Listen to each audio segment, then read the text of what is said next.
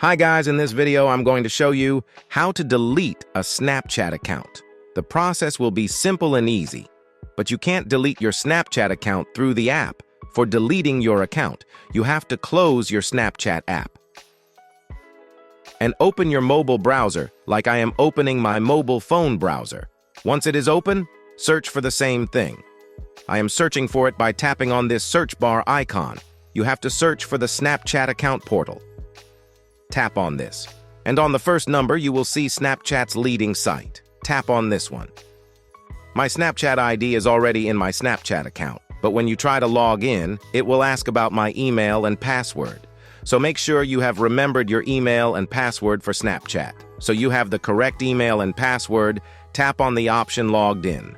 Once you log in, you will be redirected to the same page as mine, and you will see the option to delete my account. Tap on this. And here, you can see the Delete Account option. Here, write your password. Tap on the option to continue. When you tap on the option to continue, your Snapchat account will be permanently deleted from Snapchat. So, by using this method, you can delete your Snapchat account permanently. If you found this video useful, please show your support with a like. Your feedback is invaluable to us, so feel free to share your thoughts and suggestions in the comment section below. We are eager to hear from you.